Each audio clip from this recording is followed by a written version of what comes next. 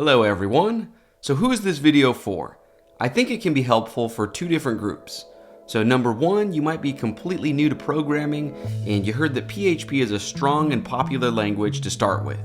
So maybe you've used HTML to create a paragraph or a bulleted list before, but you've never worked with a general purpose or server-side language. Or group number two, maybe you've used something like Node.js or Python before, but you've never dipped your feet into the world of PHP and you're wondering how in the world to get started. Now, right away let me say, do not be scared by the length of this video. It's actually a good bit shorter because there are different steps for Windows and for Mac, and you can just use the timestamps to skip the parts for Mac or Windows that you don't need. So, what is this video going to cover? I'm going to show you the free text editor software that I use, and then I'm going to show you how to get PHP installed on your computer, how to access it from the command line, how to write your first bit of PHP code and understand the very basics of the syntax, and finally, we'll learn about PHP's package or dependency manager to help you leverage popular packages instead of having to reinvent the wheel for every single feature that you might need. And then at the very end of the video, we'll even learn how to use that package manager to spin up a brand new, fresh Laravel project. Now, what in the world is Laravel? Well, it's one of the most popular and powerful web application frameworks in the world. And just to be as transparent as possible, all of the lessons in this video are taken directly from my new 14-hour course on Laravel. In that course, we build a social network app together, bit by bit. Now, if you enjoyed this video, you might enjoy my premium courses. And just last week, I launched the new Laravel course. In the description for this video, you'll find this link to my website, and this page has coupons for all 8 of my courses on Udemy. And these coupons will let you join at the lowest possible price. Now, enough talk, let's get into the action. Let's learn how to get started with PHP.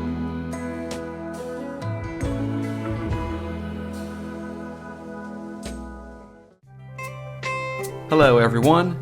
In this quick video, I want to let you know about the text editor program that I recommend.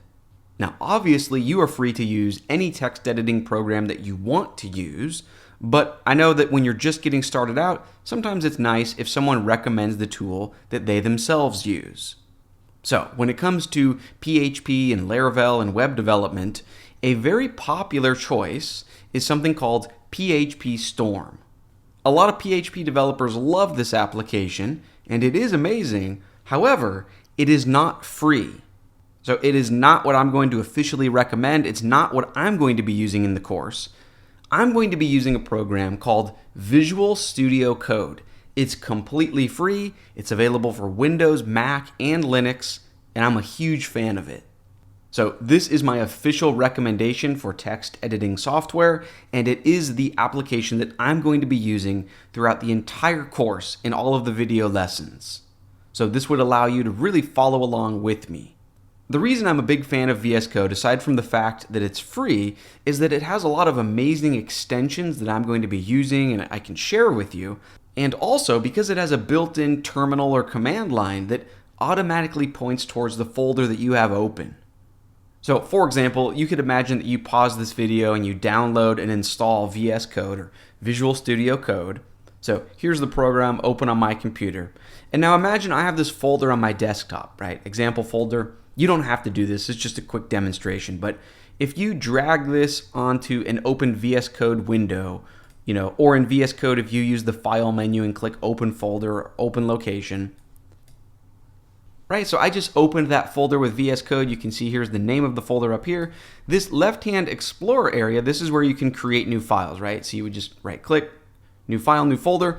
Anyways, once you've opened a folder or directory with VS Code, you can just press Control-J on Windows or Command-J on Mac, and it's going to open up your command line or terminal down here. This is very handy. That way you don't have to manually, type in the CD command and change directory into a very specific folder, right? You're probably working with a specific folder on your computer. Anyways, you've already opened it up with your text editor, so it's nice to have instant and easy access to that directory in the command line.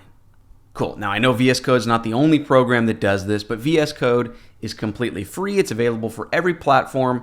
I'm a huge fan of it, and I'm just letting you know that it is my official recommendation for your text editor throughout this course.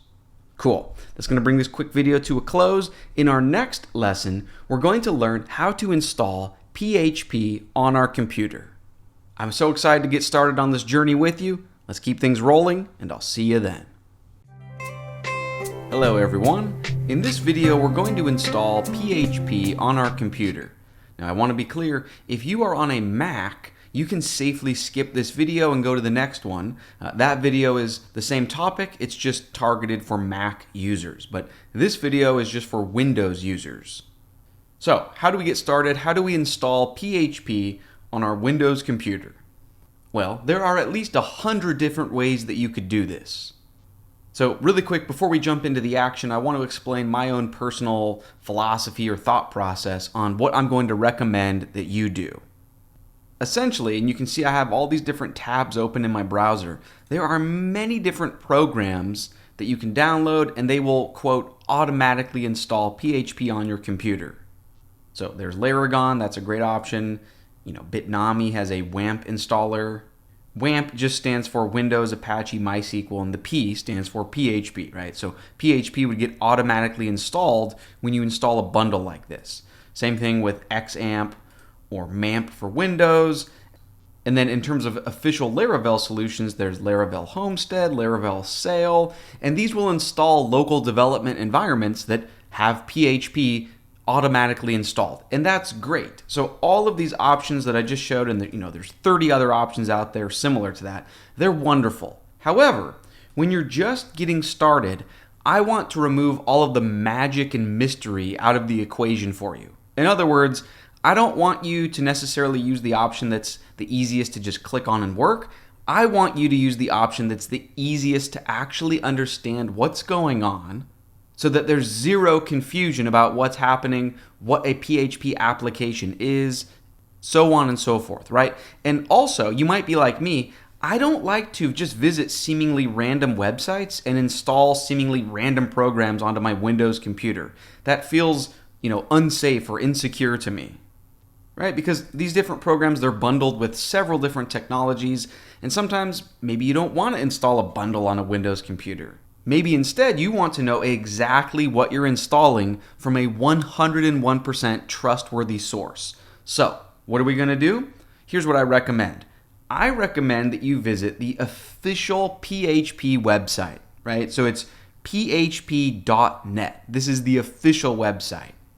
So here's how I would install PHP on a Windows computer. I'm not saying that this is, quote unquote, the correct or right way. It's just one of many different ways, and it's what I recommend. So from the official website, php.net, go ahead and click on the download link. Okay, from this screen, I want you to click this option right here. It should just be a couple links down that says Windows Downloads. That should take you to a screen that looks something like this. And now when you watch this video, it's not going to be this exact same version. So it's okay, your version numbers do not need to be the exact same as you see in this video. But the point is, just for whatever version it takes you to, when you click on that Downloads for Windows, it's probably this first option here. And what I want you to do is click on the zip file download. So I'm not clicking download source code, I'm not clicking download test package. In this area, you'll see zip. I just want you to go ahead and download the zip file right about here. So I'm going to click that. Okay, you can see down here it's downloading. That'll take just a minute. Let me edit that out and jump ahead to when I have the file. Okay, so once our download finishes, just go into your downloads folder. Here's that zip file. So just go ahead and right click on it and choose extract all. Well, there should be some type of extract option. Just choose that. The default options are okay. Just click go ahead or extract. Cool, so now back in your downloads folder, yes, we have the zip file, but now we have this just regular folder with all of the PHP files inside it. Here's what I'm going to do. I want you to right click on that new folder and let's rename it. So in Windows 11, there's this option right about here, up here, that is rename, or you could always click show more options. Here's the traditional, Windows 10, Windows 7 looking menu, but just go ahead and rename the folder and let's just rename it to PHP. You don't need to do this. I just think it's easier to look at and easier to type. Cool. Now let's go ahead and move this folder to live somewhere on our computer that feels a bit more permanent, right? Because the downloads folder doesn't feel very permanent, that feels sort of temporary. So here's what I'm going to do. Go ahead and right click on the folder and choose cut. So again, there's this scissor option right about here that can cut, or you could click the show more options and then from this classic menu, choose cut. Cool. Now from here, this is just my opinion, but I'm going to paste it or move it into my program files directory just so that it feels a bit more permanent. So go into your this PC option, right? Sort of viewing your PC as a whole. Go into your main or primary C drive. And then there's program files and program files x86. Again, it doesn't really matter where you put it, but I'm going to put it in just the regular program files folder. So I'll go into that folder. And then from this area, just go ahead and paste. It's actually kind of tricky to find an empty area on the screen to right click and choose paste because you don't want to paste into one of these folders. So you can actually just use this option up in the top menu, paste. Or what you could do if we go back is right click on the program files folder. And then from this menu, you could click this option to paste, or you could go into the show more options and click paste. But either way, so I'm going to do that right now. And then just give Windows administrative permissions to go ahead and add files to the program files folder. But the point is either way, if I go into program files now, there is a folder named PHP. Perfect.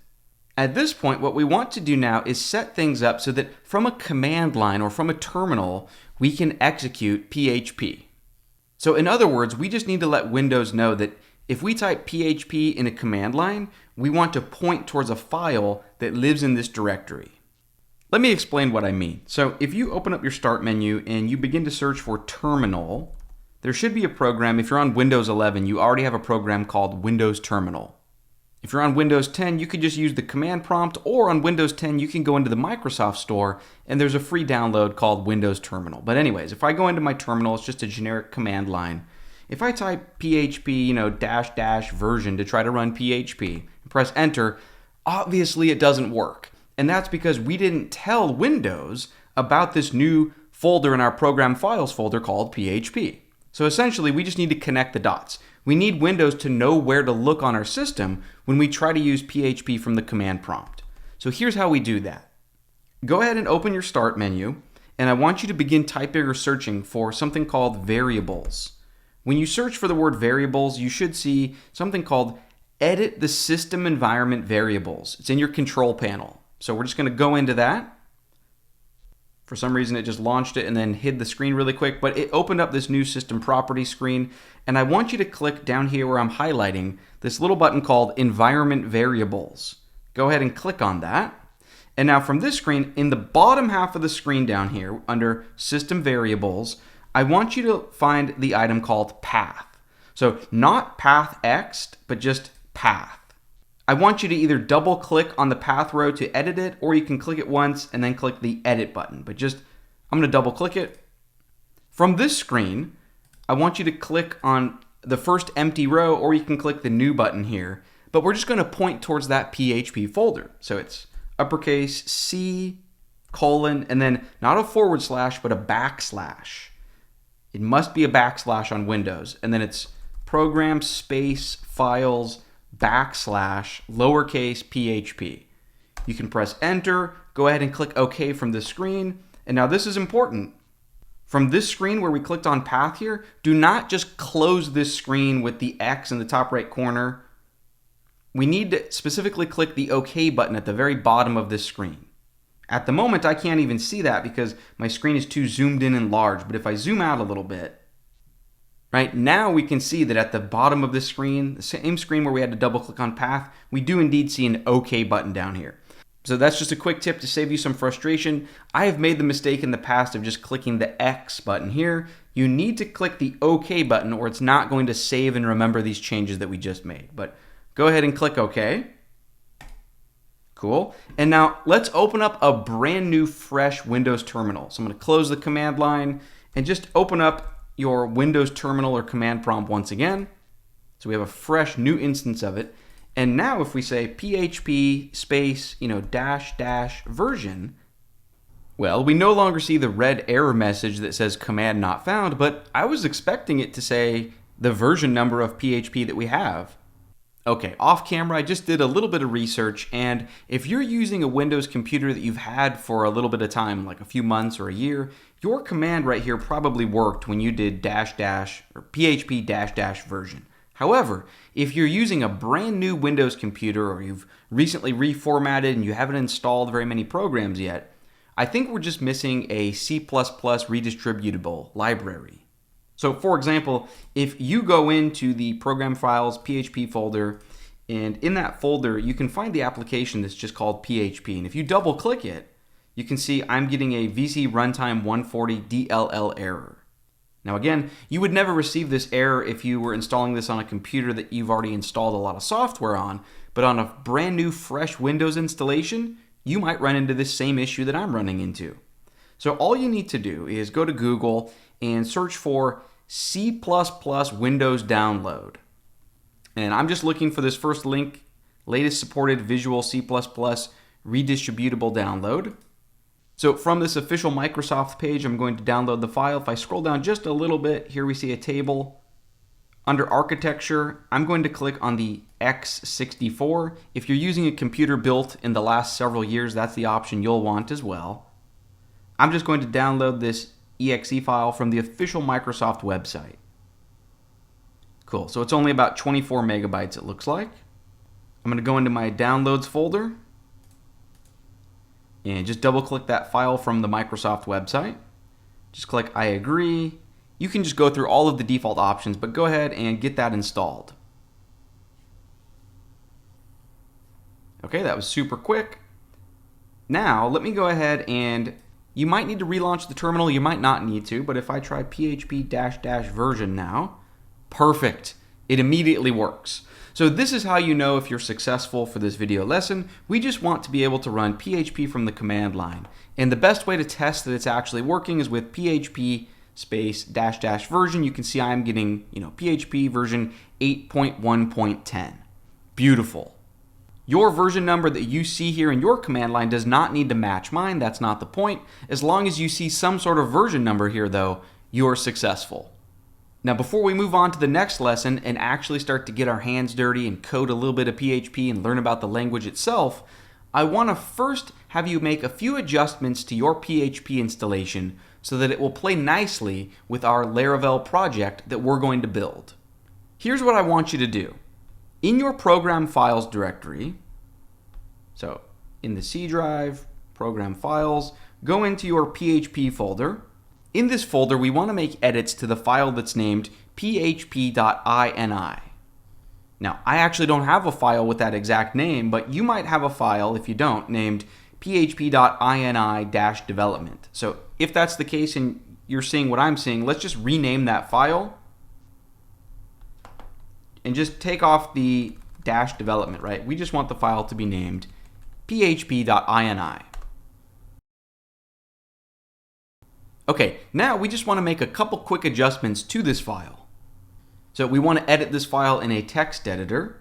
Now, because it's in a system protected folder like program files, we can't just double click it necessarily. So let me show you what I would do. If you right click in this folder, you can click open in Windows Terminal. So that has opened your command prompt pointing towards the PHP folder. Now we can say code to use VS Code, space, and then just type in php.ini to begin editing that file. So we can press enter. It's going to launch up VS Code. It's going to open up that file. We can go ahead and click Trust Workspace and continue. And then in order to make sure that our development environment will play nicely with Laravel, I just want you to search for, so Control F to begin searching, search for file info. So you should see around line number 919, there's this line extension equals file info. Just remove the semicolon, delete the semicolon from the very start of the line like this. So now it's no longer commented out. Do the same thing for the line right below that where it says extension equals GD. Go ahead and get rid of the semicolon at the start. And we also want to do the same thing for this one that says extension equals curl. I didn't have us Control F for curl because there's a lot of instances or mentions of curl in this file. So searching for file info is an easy way to find these extensions. But just go ahead and enable the curl extension. So just remove this leading semicolon. We also want to do the same thing for MB string, the MB string extension. So uncomment that. We also want to do the same thing for open SSL. So at the start of this line. And we also want to do the same thing for PDO MySQL. So at the start of that line, uncomment it. Cool. So we just enabled all of these different PHP extensions. Now we need to make sure that Windows can successfully find those extension files. So if you perform a Control F for extension _dir, and then we're not interested in this SQLite 3 extension dir. If you push enter again, these are the lines we're interested in. So around line number 763, we see, on Windows extension directory equals ext. So uncomment that by getting rid of this leading semicolon. And then for this value, instead of ext, let's provide an absolute path to the correct folder. If you're wondering where the correct folder would be, it would just be in our program files in our PHP folder. In the PHP folder, there's a folder named ext. So we just want the path to that to be absolute. So for this value, inside the double quotes, it would just be, uppercase C : and then not / but \, program space files \, lowercase php \ ext.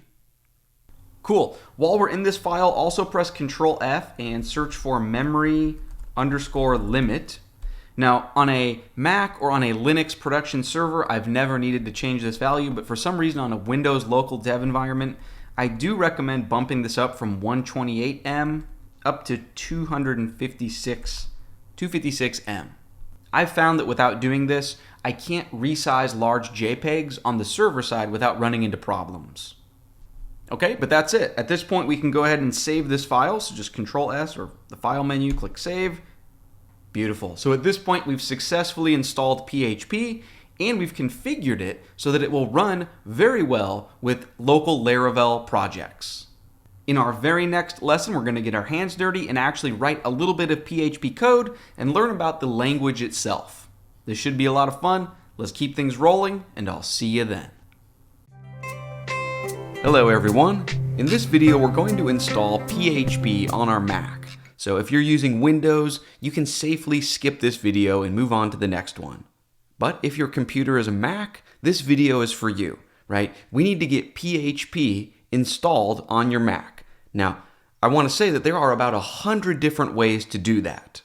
And there's no one right or wrong way of doing it. So really quick, for the next 30 seconds, I want to share my own sort of personal philosophy on how we're going to get PHP installed onto our Mac. So, there are countless different programs that will automatically bundle and install PHP onto your Mac. So for example, a popular one is called MAMP. So the P in the MAMP acronym is PHP. So this includes several different technologies, but this would automatically install PHP onto your computer. There's also similar tools like XAMPP, or Bitnami has a package called the LAMP stack. Again, the P stands for PHP. Also, in terms of Laravel, there's Laravel Homestead, there's Laravel Sail, and these are just local dev environments that would have PHP included. Now, all of these websites that we just looked at, these are great. These are fantastic. However, if you're like me, sometimes you don't want to install an entire bundle of all of these different technologies because a lot of times I don't want some third-party program that I have to open just to launch the technology that I want, right? We really are just interested in PHP itself. Also, I want to remove a lot of the magic or the mystery surrounding PHP for you. So I don't necessarily want what's the easiest to get installed. I want for you what's the easiest to actually understand what we're doing and the applications that we're going to be building. So I prefer to just install PHP by itself onto my computer. Now, technically, you could visit the official PHP website and download the files, but then you would need to put them into a specific location on your Mac and then adjust things so that you can access PHP from the command line, so on and so forth. That's exactly what we did in the previous video if you were a Windows user. But luckily, if you're using a Mac, there's an easier solution. So there's something on Mac called Homebrew. Homebrew makes it really easy to install just the specific technologies you want. So in this case, we could just say, hey, Homebrew, give me just PHP by itself. and then it will be automatically added to your command line. So without further ado, let me show you how I would install PHP on a new Mac. So right now I'm on a new Mac laptop. I've never installed Homebrew or PHP, and I want you to see how simple it is. So you just visit the official Homebrew website. You can Google for Homebrew Mac, or it's just brew.sh.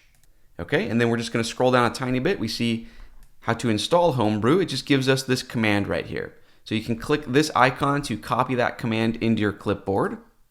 Okay, and now you just need to open up the terminal application. So you can use Spotlight. So you can click the search icon up in the top right corner of your Mac's menu and begin to search for terminal, and that can launch the application. Or another way to find terminal is to go into your applications and then go down into your utilities folder and open up terminal. Or you could always just go into VS Code and press Command J and access a terminal here. But either way, we just need to be at a terminal. Actually, before you paste in your clipboard and press enter, if you're on a brand new Mac and you've never installed Git on your computer before, you might just want to run git for git space -- version. If you have Git already, that's great. You'll see some sort of version number here. If you don't already have Git, that's okay. When you run this command, you should see a pop-up that looks something like this. So Apple will let you just click this install button, and it will take a few minutes, but then you will have Git installed. Anyways, I'm just running that by you because I'm not sure if Homebrew will install correctly if you don't already have Git. It might very well still install perfectly. I've never tested that out personally. So just to play it safe, why don't you go ahead and make sure you have Git installed just like this. Okay, but assuming you have Git installed, right, when you can say git space -- version and you see a version number, that means you're ready to install Homebrew, right? So then you would just go ahead and paste in your clipboard. I'll just press Command V to paste in my clipboard, press enter. It is going to ask for your Mac user account password, so go ahead and enter that and press enter. Then it will let you know everything it's going to install. Just go ahead and press enter. It might take a good amount of time, but I'll let you know about how many megabytes it is. So it looks like it was approximately 500 megabytes. So if you have a slow internet connection, you might actually need to go, get a coffee or a tea and come back.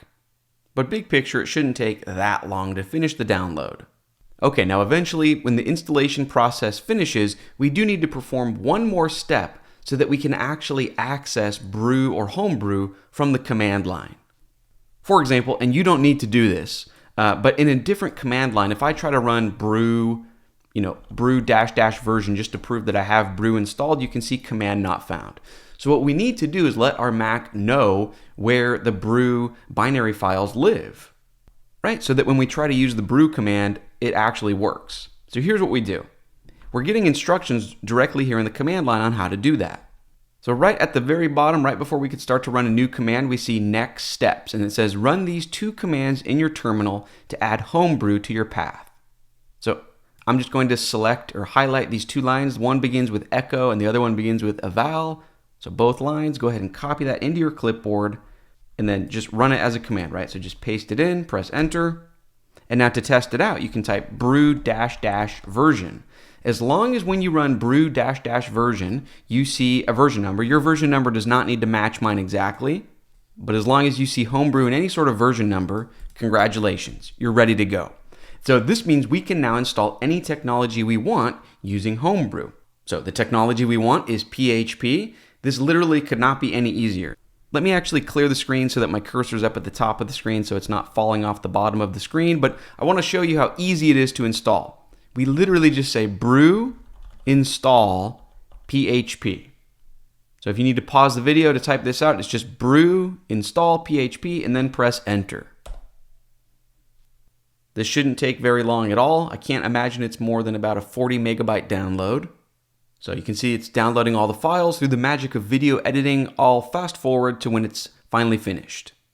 And while we're waiting for it to install all of the extra dependencies, I'll let you know that a big reason why Homebrew is so cool, it's automatically installing so many of the PHP extensions that we will need for local Laravel development. So for example, if we were on Windows, it's not too big of a deal, but in Windows, you would need to manually go into your PHP ini file and enable certain PHP extensions. With Homebrew, all of that is just going to be automatically, beautifully set up for us. So in another minute or two, once this installation finishes, we should be good to go.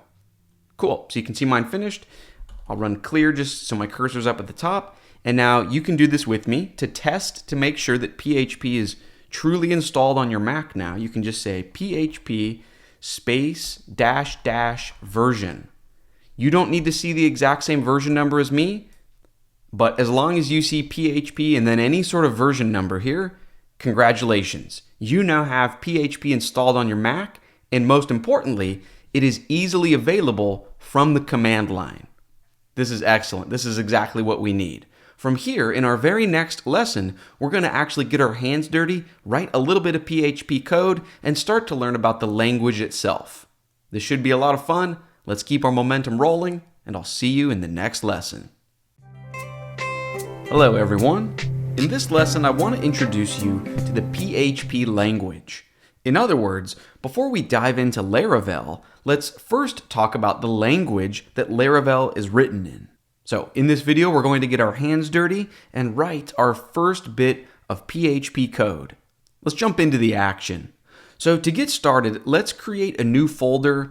I'm just going to create a new folder on my desktop, so you can create one on your desktop or anywhere that's easy to access. But let's create a new folder. The name doesn't matter, but I'm just going to name it maybe, PHP experiments. You could literally name it anything. But then I want you to open up this new folder in Visual Studio Code. Okay, so in Visual Studio Code, you'll know that you opened up the folder as a whole if you now have this area on the left-hand side, the Explorer area. So let's go ahead and right-click on that empty area right about here and click New File. You can also use this icon right about here to create a new file as well. So either that or right-click. Let's name this new file test.php. So it needs to end with .php. There's nothing special about test though, so you could name this anything. You could name it pizza.php if you wanted to, but test.php. In this brand new file, let's write a little bit of code. In a PHP file, the first thing we need to do is actually enter into PHP mode or have an opening PHP tag. So to do that, it's just less than symbol, question mark, PHP. Just like this. So again, less than, question mark, PHP. Cool. Now on a new line, we can write a little bit of code. So for example, we could say 2 plus 2. And then in PHP, you need to end every statement with a semicolon. And they are not optional like in JavaScript, right? In JavaScript, it's personal preference. You can have a semicolon or not. In PHP, you will receive errors if you do not have the semicolon. They're 100% necessary. Anyways, we know that this would result in 4.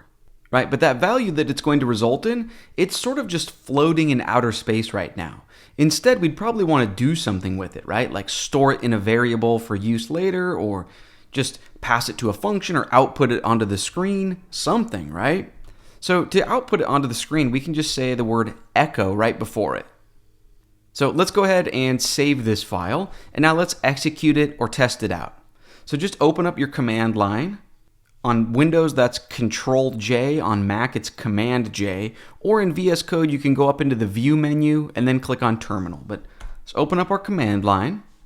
The nice thing about VS Code is that it's going to be automatically pointing towards the folder, the directory that we already have open in VS Code. So we can just say PHP, right? We know from the last lesson that we have accessed PHP from the command line, space, and then we just give it a file that we want to run. So because we're already in the right directory, we can just say test.php. Go ahead and press enter. Cool, there we see that value of 4. Or instead, we could save what this results in into a variable so that we can use it later. So for example, instead of echo, we could say $, and then just make up any name. So maybe like our cool number equals 2 plus 2. So now semicolon, but then on a new line, we could do something with this value that's stored in the variable. So you could say, echo our cool number plus 10, semicolon, save that file. You can run it again. As you can imagine, right? 10 plus 4, and we see 14. So that's how you create a variable in PHP to hold on to a value. It's just $, and then you can make up a name. Now, let's erase these two lines. Keep the opening PHP tagline though. Now let's realize that there's more to the world than just numbers. There's also strings of text, right? Letters and words. So for example, what if we wanted to keep track of our cat's name? We could create a variable, so $, cat's name equals, and then a single quote, well, an opening quote and a closing quote, but just single quotes, meows a lot. End that line with a semicolon. As you could guess, then you could echo out cat's name, right? So nothing new there. We see meows a lot down in the command line.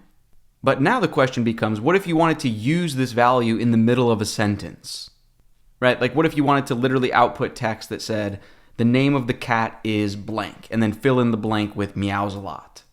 There are several different ways you could do that. So we could say echo quotes, the name of the cat is, and then have just an empty space before the end of those quotes. And then in PHP, outside of the quotes, we can use the period to concatenate or add on or squish on another value to an existing string of text. So we have this string of text, period, and now we're trying to add on some other string of text. So let's squish on or add on, or the correct term is concatenate on, cat's name like this, and then we would want to add on maybe an extra bit of text, so a space, right, empty space, and then say, and that is the truth, period. And then end that line with a semicolon. So you can save that, run it out, PHP test.php. The name of the cat is meows a lot, and that is the truth, period. Perfect. So the idea, though, is that at the end of the sentence, this period is inside the quotes, so it's just interpreted as a string of text. But these periods, these are not inside of quotes, so PHP is not interpreting them as a literal value of string text. Instead, in PHP, the period means add on or concatenate on. Cool. Now you might have noticed that over here I'm using single quotes, but then over here I wrapped this text in double quotes. Now that was just my own inconsistency, but there is a difference in PHP between single quotes and double quotes.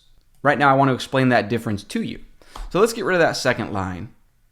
And instead, imagine I say echo double quotes instead of single quotes, and I say the name of the cat is, and now inside these quotes we can say $ cat's name, right? The name of our variable, and that is the truth.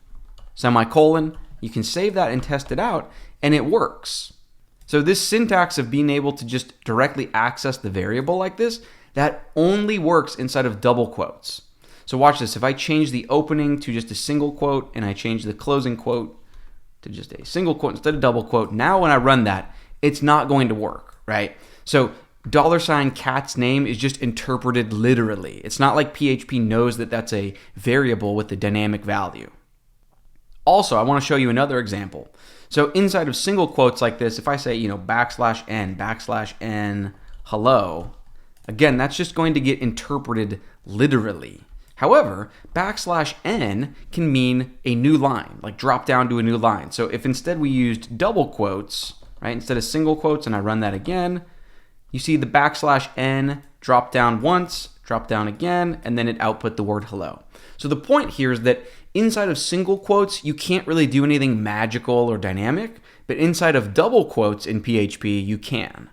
Right? You can interpolate a variable like this, you can use special characters like this, so on and so forth.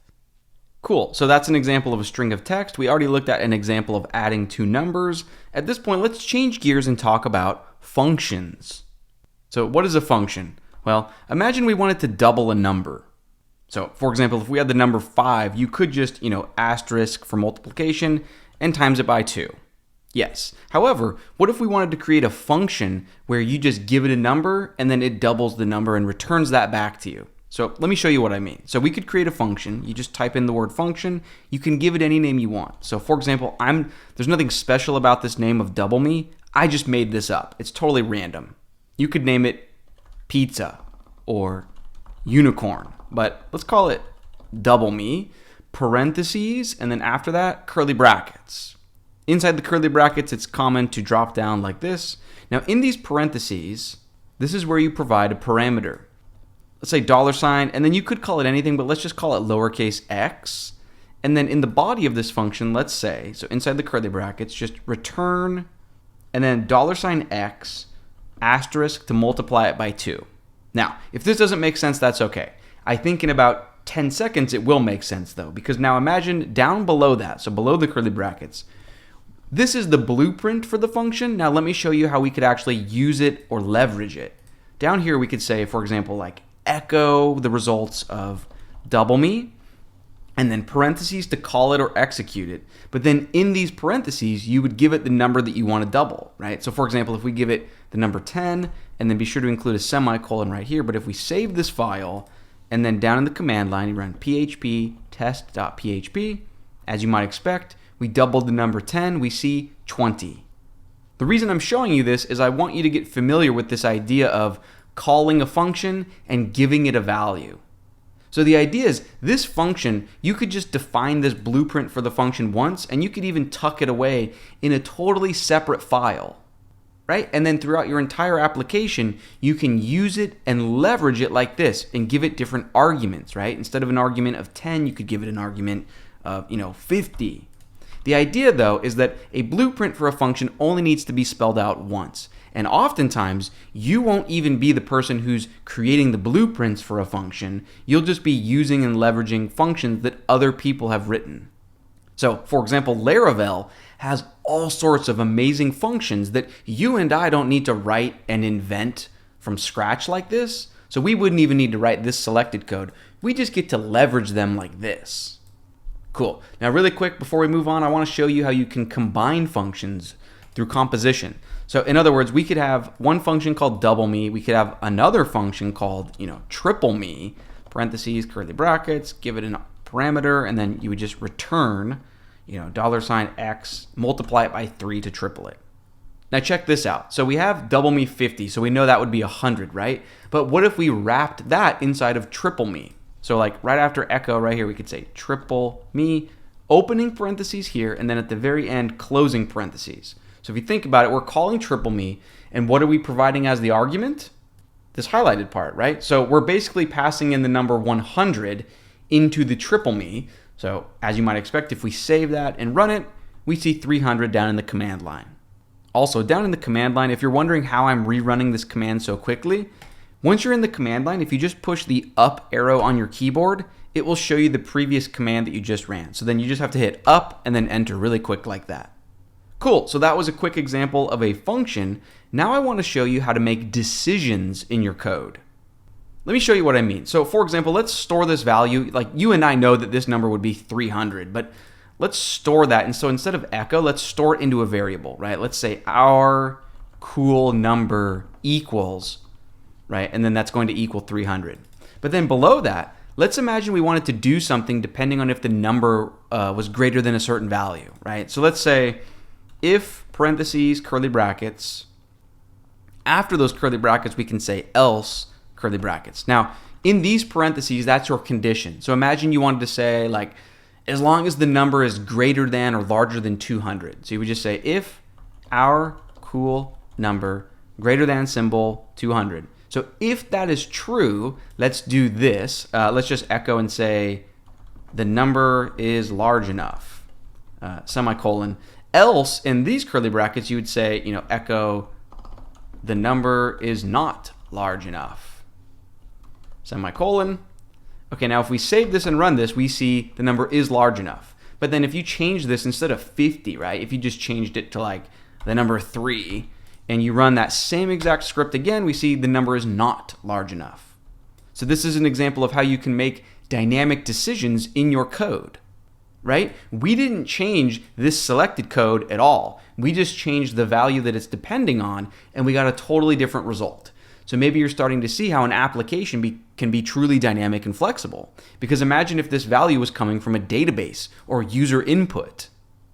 At this point, I want to change gears and talk a little bit about how our Visual Studio Code text editor integrates with PHP.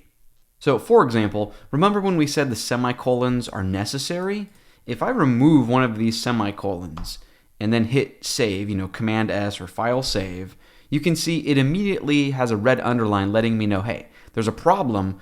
The missing semicolon that should be placed right about here, right? As soon as I put it back and hit save again, the error warning or the red underline goes away. So what I'm trying to let you know is that if your VS Code, when you purposefully make a mistake, like if you're missing a semicolon and then you hit save and you don't see an error red underline, or if instead you see some sort of message in the bottom right-hand corner of VS Code or Visual Studio Code that says cannot validate PHP, no PHP executable found. If you see an error similar to that, or if you don't receive the warning red underline, let me show you what you can do. So on Windows, I want you to press Control, comma, or if you're on Mac, I want you to press Command, comma on your keyboard. When you press that keyboard command, you should open up to a settings screen. And then from this settings screen, I want you to click this icon that I'm hovering over right now that you'll see up in the top right-hand corner. If you hover over it, it should read Open Settings JSON. So when you click that, you might not have any lines of options in here, right? So your screen might very well just be completely empty, like this. However, if you press Control plus or Control minus, or on Mac, Command plus or Command minus, that will zoom in or out, and then that should add at least one line in here about zoom level. Anyways, once you have at least one line in here, it should be easy for you to just add an additional option using this syntax. So I guess what I'm trying to let you know is that in order to have your VS Code successfully integrated with PHP, you might need to add a line like this. Now, the value will change depending on your specific computer, whether it's Windows or Mac or where you installed PHP, but this beginning portion will always be the same. So for everyone, it's going to be quotes, php.validate.executable path, colon, and then here's how you'll know what to add right here. So if you installed PHP on a Mac using Homebrew, this would be your value. You can pause the video and type this out if you need to. Or if you're on Mac and you installed PHP somewhere else, you can just run this command down in the command line. You can say which space PHP. Which PHP will give you the path to your PHP executable. If you're on Windows, well, on my Windows 11 laptop, it just successfully could find PHP in VS Code. So I didn't need to change anything. But if yours isn't working and you do need to try to provide a value, here's what it would be. So inside the quotes on Windows, and again, this is just for Windows, it would be inside the quotes C colon, not just one backslash, but two backslashes. Essentially, the first backslash is escaping the second backslash, but then it would just be, program, space files, backslash, PHP, backslash, php.exe. So you can pause the video. Cool. So anyways, once you have that configured, then let me add in the semicolon that we need and hit save, and the red warning underline goes away. Cool. Now let's put everything into perspective. So far, everything in this video has been super hypothetical and academic, right? In the real world, you're not just going to be outputting numbers and little bits of strings of text to a command line. In the real world, you would want to build websites and web applications. So the question right now becomes, how does PHP relate to web development? Well, check this out, and this will be fun. I want you to do this with me. Down in your command line, I want you to type in the following. And again, this would be in VS Code where your command line is already pointing towards this folder where we were running test.php. Here's the command I want you to run. PHP, and then a space, dash uppercase S, and then a space, and then I want you to type in localhost, all one word like this, localhost, colon, 8000, and then go ahead and press enter. Now, in your web browser, open up a new tab, and in the URL or address bar, I want you to visit localhost, colon, 8000, and press enter. Well, we see an error message, and that's just because our file is named test.php. So if we renamed in Visual Studio Code, you can just right-click on that file in the left-hand Explorer and just rename it from test to index.php. Go ahead and press enter. And then if you refresh in the browser, there you can see whatever we were echoing or outputting in our PHP code, we're seeing that in the web browser now. Right? So in addition to our if-else down here, you could say echo, hello there with 3 exclamations, semicolon, hit save. If you refresh your browser, you get the idea. Now, really quickly, I want to let you know that in the real world, right, like a public website that the entire world could visit, you would never, ever, ever, ever use the built-in PHP web server like this. However, just for testing, and practicing and experimenting on our local development computer like this, PHP's built-in server is great. It lets us see PHP in action in its intended environment, right? The web browser.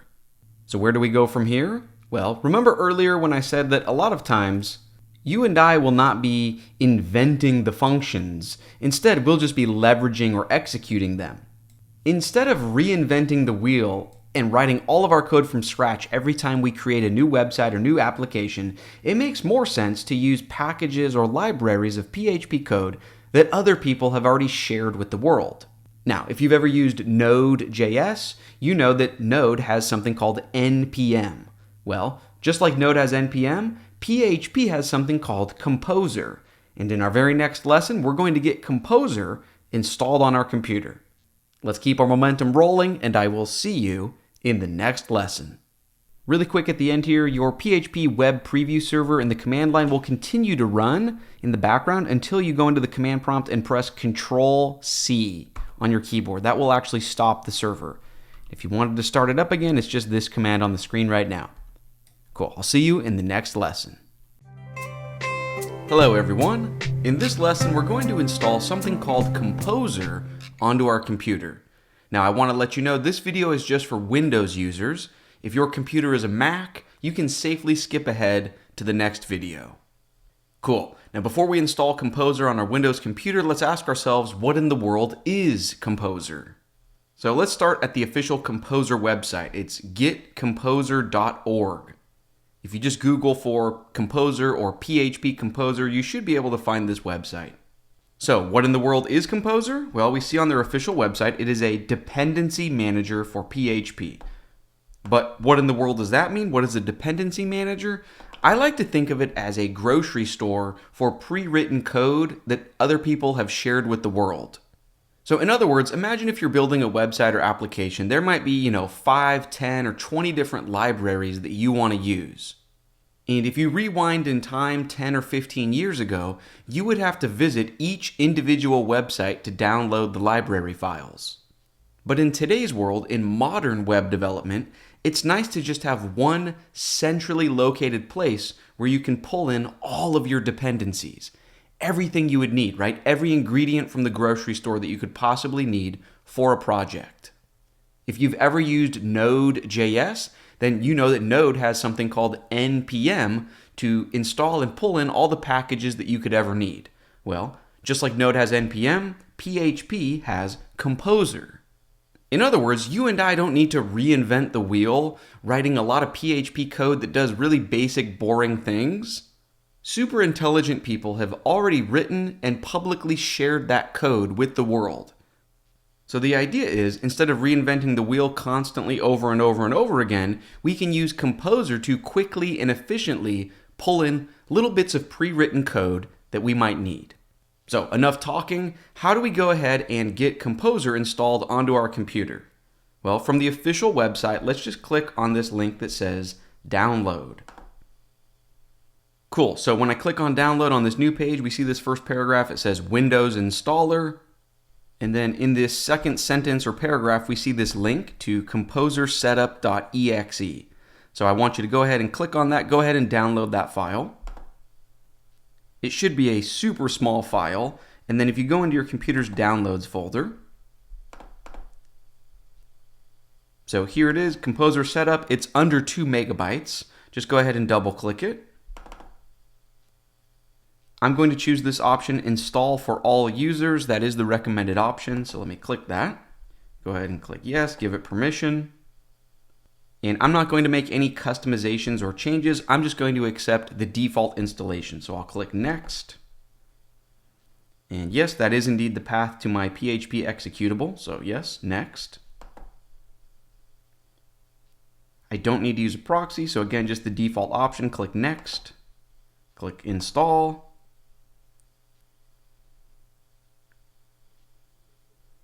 And this screen's just giving us a bit of info, but I do want to make you aware of something that can save you a ton of frustration.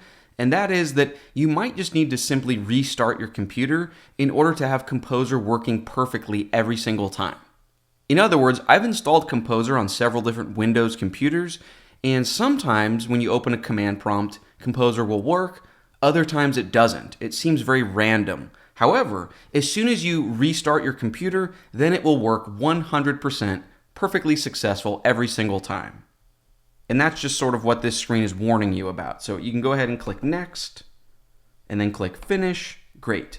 Now we could probably try to start, making sure that Composer was installed successfully right now. However, I've seen in my experience on Windows that can be hit or miss. So what I recommend right now is you take a minute to just restart your computer. So I'm going to do that right now. All right, so off camera, I just restarted this computer. Now let's make sure that Composer was installed successfully. So from the Start menu, I'm just going to open up my Windows terminal. So just the terminal app.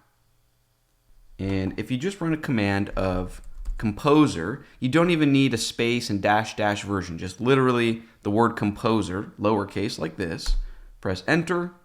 Cool, and you should see, you'll know that it was successfully installed if you see a bunch of output. And if you scroll up, you'll see this cool Composer, text art that looks something like this. If you see this, congratulations. That means you have Composer successfully installed. And just to be double sure or triple sure that you've successfully installed it globally, sometimes what I like to do is open up VS Code. And here you can see I've opened VS Code so that it's opened this entire PHP experiments folder that's on my desktop. If I press Control J, it opens up the terminal pointing to that folder, right? PHP experiments on my desktop. And I just want to make sure that I can run Composer globally. So can I run it from this folder? If I just type Composer, press Enter, cool. Let me scroll up. You can see that that worked successfully. So what in the world does this mean? What is the point of running the Composer command? Well, don't worry. Just running the word Composer like this doesn't do anything. This is just to prove that we installed it onto our computer successfully. So where do we go from here? In the next video, I'm going to show Mac users how to install Composer, but then in the next true lesson after that, I want to show you what Composer is used for. So we'll actually use Composer to download and install a test package. Just a super quick experiment to see Composer live and running and doing what it's supposed to do. And then after that, once we have a general idea of what Composer is used for, I want to show you, and this is where everything comes full circle, how to use Composer to create a brand new Laravel project, right? And at that point, we will really get into the true heart of this course. I think it's going to be a ton of fun, so let's keep our momentum rolling, and I will see you in the next lesson. Hello everyone. In this lesson, we're going to install something called Composer onto our Mac. So if you're using Windows, you can skip this video and move on to the next one. Okay, but for Mac users, let's ask ourselves, before we install Composer onto our Mac, what in the world is Composer? So let's start at the official Composer website. It's getcomposer.org. If you just Google for Composer or PHP Composer, you should be able to find this website. So what in the world is Composer? Well, we see on their official website, it is a dependency manager for PHP. But what in the world does that mean? What is a dependency manager? I like to think of it as a grocery store for pre-written code that other people have shared with the world. So in other words, imagine if you're building a website or application, there might be, 5, 10, or 20 different libraries that you want to use. And if you rewind in time 10 or 15 years ago, you would have to visit each individual website to download the library files.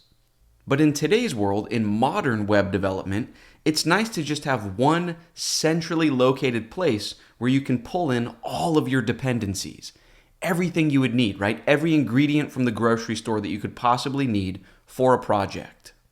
If you've ever used Node.js, then you know that Node has something called npm to install and pull in all the packages that you could ever need. Well, just like Node has npm, PHP has Composer. In other words, you and I don't need to reinvent the wheel, writing a lot of PHP code that does really basic, boring things. Super intelligent people have already written and publicly shared that code with the world. So the idea is, instead of reinventing the wheel constantly over and over and over again, we can use Composer to quickly and efficiently pull in little bits of pre-written code that we might need. So enough talking, how do we go ahead and get Composer installed onto our computer? Well, luckily, since we're using a Mac, it could not be any easier. All we need to do is open up a terminal. So you can either go into your applications folder and then go into the utilities folder and open up terminal, or in VS Code, remember you can press Command J, and that opens up a terminal down here. But either way, in the command line, just type this in with me. Brew, and then a new word, install, space, new word, and then just Composer. So all together, brew, install, Composer. Go ahead and press enter. And this will take perhaps a minute or two. Cool, so that finished very quickly on my computer. I did not previously have Composer installed on this Mac, so I just installed it for the first time on this computer. That was super fast. Now let's test it out to make sure that it's working. So to do that, you just run a command of Composer. You don't even need Composer, -- version, just literally the word Composer, lowercase like this. Press enter. Now that's not going to do anything, it's just going to prove that we successfully installed Composer onto our Mac. So there's a lot of output, but if you scroll back up right after you run that command, you should see this sort of cool looking text art that says Composer. Cool. And just to double check or triple check, to really prove to yourself that Composer is installed globally and successfully, I like to sometimes open up VS Code, and with it pointing towards a specific folder on my computer, you can just run the Composer command there as well. And if you scroll up, again, you see the Composer text art. This means you have successfully installed Composer onto your computer. Now, what was the point of this? Well, just running Composer like this by itself doesn't do anything.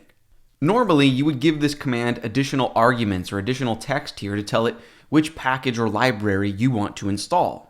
Right, so in this quick video, we only said Composer just to make sure that we installed it, but in our very next lesson, I want to show you how to use Composer to actually download and install a test package, sort of a really quick experiment just to see Composer up and running, so you can get your hands dirty and see it working successfully.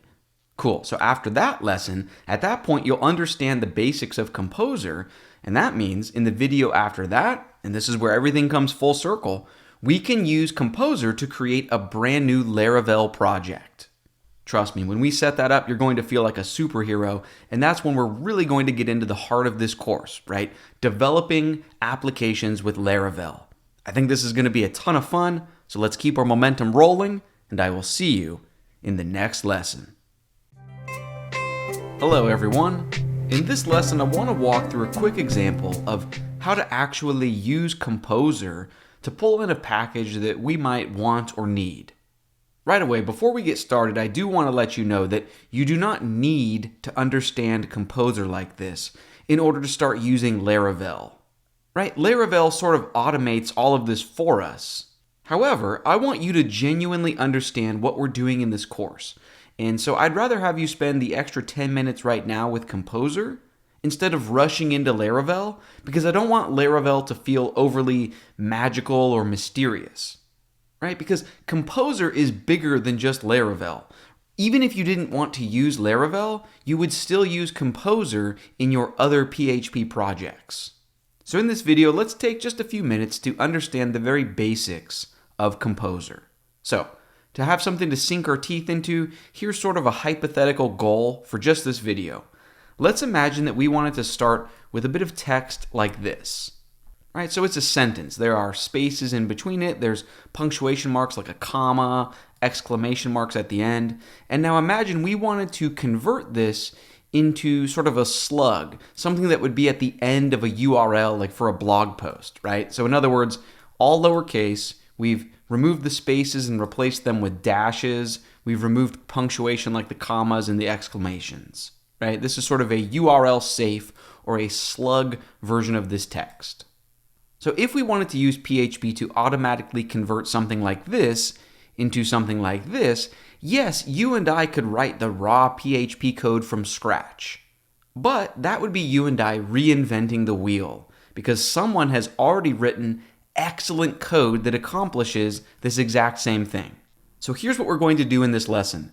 We're going to use Composer to pull in a package that will do exactly this for us. Now don't worry, you don't need to have typed in anything yet. This was just the example text so that you and I are on the same page. So let me close that tab. And here's how we're going to get started.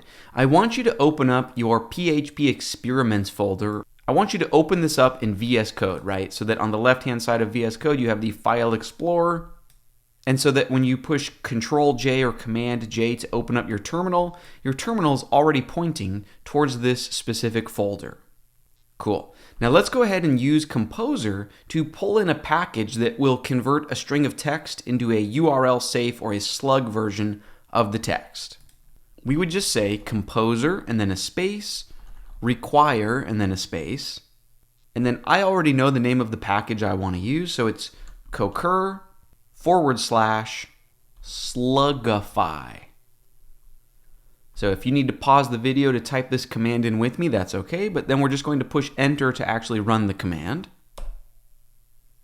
So Composer is automatically going out onto the internet, it's downloading that package for us, and most importantly, it's placed all of it in this vendor folder. Now you and I don't ever need to manually go looking through this folder. All we need to know is that the files we want do indeed live in there. Cool. At this point, let's go into our index.php file. Remember this from a few lessons ago. We wrote, a double me function, a triple me function. We practiced outputting little bits of text. If you already deleted this, that's okay. It doesn't matter. Just as long as you're in any sort of PHP file, and up at the top to enter into PHP mode, it's $PHP. But now what I want to do is I want to show you how we can adjust this file so that Composer can automatically give us easy access to our dependencies, right? That Slugify package that we just installed, for example. So up at the top, we would just say require and then a space, underscore, so 2 underscores, dir, underscore, a dot, and then quotes, and then we just want to look into this vendor folder, so slash, and that's a / vendor, /autoload.php, semicolon. Don't worry, in about 20 seconds from now, I'll explain what this line of code is doing, but I think it'll make more sense after we include our next line of code.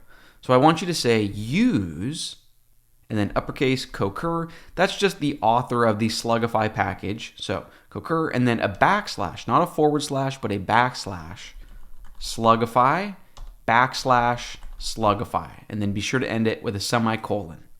So what in the world are these 2 lines of code doing? Well, let's actually start with this use line. So if you've ever used Node.js before, for example, this line is similar to when up at the top you would say require and then the name of an npm package, or import and then the name of an npm package. Now, without the help of Composer, PHP on its own will not auto-load separate files and libraries for us like this. In other words, without the help of Composer, this use keyword is just telling PHP that we want to use this namespace. However, with the help of Composer, because we've included this Composer file called autoload, it will automatically load our dependencies for us whenever we say use and then a namespace. So that's what this line of code is doing. It's just importing or loading in a separate file that lives in the vendor folder, and Composer has already set up that code for us. Now, if you wanted to truly understand PHP namespaces and the use keyword, beyond the scope of Composer and this automatic loading, I recommend this amazing article that I have on the screen right now. I can include a link to this in the resources for this video. However, understanding namespaces and auto-loading and the use keyword in actual detail like this is not necessary. I'm not saying it wouldn't be helpful in your PHP journey, but just in order to use Laravel and Composer a bit, you do not need to deeply understand these concepts. So if you wanted to read this article, that would just be 100% extra credit for your own curiosity. Cool, but in terms of this lesson and using Composer, this is all we need. In other words, Composer will see that we're trying to use this namespace, and it will make sure that we have all of the code and files at our fingertips. So it's this easy. Now we can just go ahead and use Slugify. So on a new line, I would say, $Slugify equals a new instance of the uppercase Slugify class. And then on a new line, let's imagine we wanted to echo something out onto the screen. And let's say $Slugify. And then in PHP, to look inside an object, to look for one of its methods, it's dash and then the arrow. So this symbol, that's how you look inside an object. So in JavaScript, this would be similar to, having a dot and then calling a method. So we're looking inside of it. the method we want to call is slugify. So parentheses to call it, semicolon, and now in these parentheses we give it an argument, and let's just give it a string of text that says, the sky is blue, comma, and the grass is green, and then, 3 exclamations. So if we save that, and then we can run this file, so in the command line, PHP, and a space, index.php, there we see it, right? All lowercase, dashes instead of spaces. We removed the comma and the exclamations. Perfect. And don't forget, if you wanted to see this in a web browser, you could just say PHP uppercase S localhost 8000, and then in your browser, in a new tab, just visit localhost 8000, press enter. Cool. There you have it. So let's recap what we did here. The point is, you and I did not need to reinvent the wheel. We knew that we wanted to convert this text into a URL safe version of it, but we didn't have to spell out the logic of how to convert that text. We just use a popular package through Composer, right? And Composer did everything for us. It downloaded that external code, and it made that code available to us from within our main script file here. Cool. Now, where do we go from here? Well, we're finally ready to get into Laravel. The idea here is that Composer makes it easy to pull in bits of pre-existing PHP code, and Laravel is one of the most popular pre-existing bits of PHP code in the whole world. So as you might have guessed, in the very next lesson, we're going to use Composer to pull in all of the Laravel files. And Laravel is so incredibly organized and well thought out, and it's already integrated with Composer. In other words, we won't even need to write a line of code like this. Laravel is so perfectly integrated with Composer, you're not going to believe how simple, elegant, and easy it is to get started. The only reason I showed you this example is just so that you could understand that Composer is much bigger than just Laravel, right? And so if you didn't want to make the opinionated decision of using Laravel in the future, I just wanted you to be aware of the tool in your toolbox that is called Composer. In other words, if nothing in this video lesson made sense, ultimately that's okay, because you don't truly need to understand Composer in order to start building amazing applications with Laravel. And that's exactly what we're going to start doing in the next lesson. So let's keep our momentum rolling, and I will see you then. Hello everyone. In this lesson, we're going to set up our first Laravel project. This should be a lot of fun. At this point, we have everything we need on our computer, so let's go ahead and get started. First of all, to stay organized, why don't we create a new folder? So for example, I'm going to create a new folder on my desktop. You can just create it anywhere on your computer that's easy to locate, but instead of this PHP experiments, let's create a brand new folder, and the name doesn't matter, but I'm going to name it Laravel projects, right? And then anytime you want to create a new Laravel project, we can just create it in this overall folder. So at this point, I want you to navigate a command line so that it's pointing towards this new directory that you just created. So you technically could open this folder with VS Code, or if you want to use the built-in Mac terminal or the built-in Windows terminal, what you can do, well, in Windows, you can just right-click on the folder and there should be an option to open in terminal. But another option, regardless of whether you're on Windows or Mac, is to just open up your system default terminal and type CD and then a space, and then you can just drag a folder onto the command line and it will fill in the path for you. Anyways, the idea is that once your command line is pointing towards your new folder, I want you to run this command with me. So we know that we can use Composer. And now in a previous lesson, we used a Composer command called require. We're not going to use that here. So Composer has different commands. Instead of the require command, I want us to use a command called create-project. So Composer, create project, and then we say what type of boilerplate project we want to start. So we start with the name of the author or the name of the organization, and then slash the name of the actual project. So Laravel is the author, slash Laravel is the project, space, and then finally we just think up a new name for the folder that will contain this project. So just for a quick test, why don't we say our first app? Okay, if you need to pause the video to type in this entire command, that's okay, but overall it's composer, create project, Laravel / Laravel, and then some sort of made up name for your folder. Let's go ahead and press enter. This shouldn't take too long. Even on a slow internet connection, I can't imagine it would take more than a couple of minutes at the very most. Essentially, Composer is going out onto the internet and it's downloading all of the dependencies, all of the starter code for a brand new empty canvas, fresh Laravel project. So you can see mine finished just while I was talking there. So now here's what you can do. If you look inside that new folder, you will see the folder name that we chose, right? We said our first app. And if you open up that folder, it now has all of the starter files for a brand new Laravel project. At this point, I want to show you how we can start testing or using this Laravel web application and actually, go visit it in the web browser. So notice in this new folder that we created, there's this file called Artisan. Now remember in an earlier lesson when we set things up so that we can call PHP from the command line? Well, we can use PHP from the command line to execute or use this Artisan file, and this contains all sorts of useful Laravel commands. Trust me, we're going to use this many times throughout the course and many times throughout your Laravel career. So, how do we use this? Well, first of all, we probably want our command line pointing towards this overall new project folder, right? We named it Our First App. So why don't we go ahead and open up this overall folder with VS Code. So just to be clear, inside our Laravel projects, this folder called Our First App, I just want you to open this up in VS Code. Cool. So you'll know that you opened up the correct folder if you see folders named app, bootstrap, config, database, so on and so forth. And to be more specific, here we see that there's a file called Artisan. So this means that VS Code is pointing towards our new Laravel project. Now watch how easy it is to get a preview development server up and running. We just open up the command line in VS Code, so Control-J or Command-J, and then type this in with me.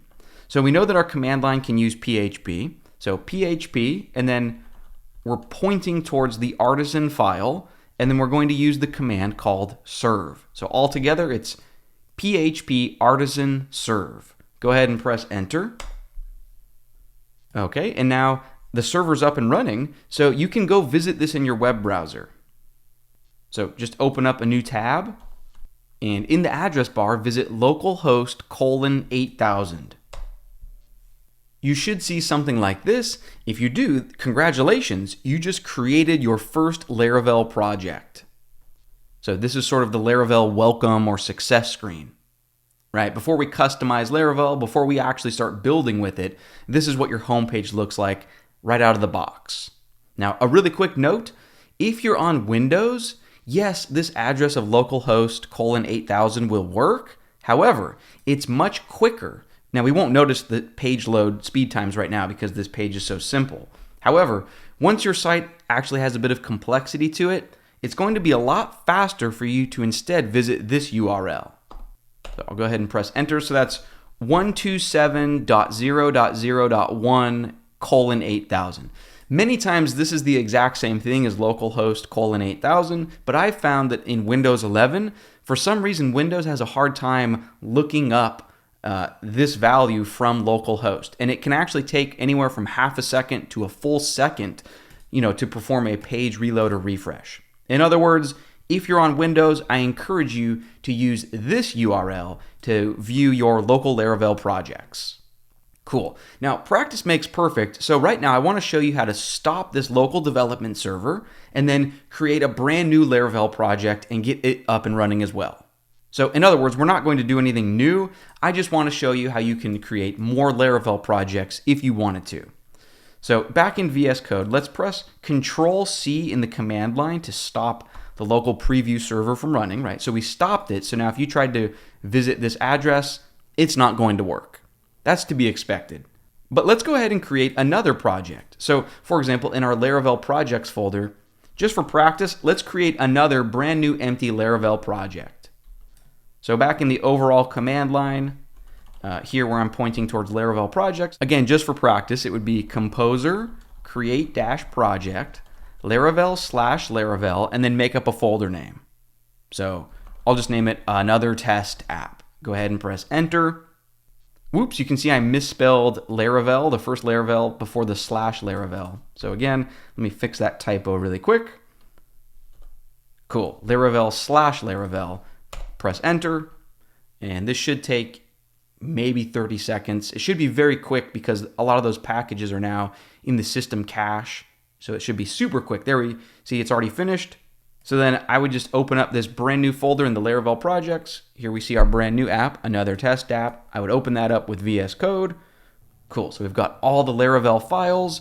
Don't worry, in future lessons we'll learn what all of these different files and folders are used for, but right now we just know that we can use the artisan file to spin up a dev server. So in the command line again, it would just be PHP artisan serve. As soon as you press enter and that's up and running, then you can visit that URL in your browser. Awesome. And then whenever you're done working, you want to stop the local development server, you would just press Control-C in the command line, right? And then you can't access that URL any longer. If you want to start it up again, PHP artisan serve. Beautiful. So where do we go from here? Well, in this video, we didn't actually learn anything about Laravel, but we learned how to use Composer to create a brand new, fresh, empty Laravel canvas, right? This means in our next lesson, we can truly begin. We can start to learn how to work with Laravel and how to move forward. To put it simply, this is where the course truly begins. I'm so excited to dive into Laravel with you. I think it's going to be a ton of fun to build a real-world application together, bit by bit. Let's keep our momentum rolling, and I will see you in the next lesson. Hey, thank you so much for watching this entire video. There are so many next steps you can take from here. There are countless amazing PHP videos on YouTube to learn from, but if you'd like more of a guided approach where someone walks you through step by step an entire application where you can sign up for an account, log in, log out, create posts, follow other users, build a homepage feed, so on and so forth, and you want it from one instructor in one cohesive series, well, you might enjoy my 14-hour Laravel course. In the description for this video, you can find this page on my website with coupons to join my Udemy courses at the lowest possible price. Thanks for checking out this video. I hope you feel like you learned something, and stay tuned for more web development tutorials.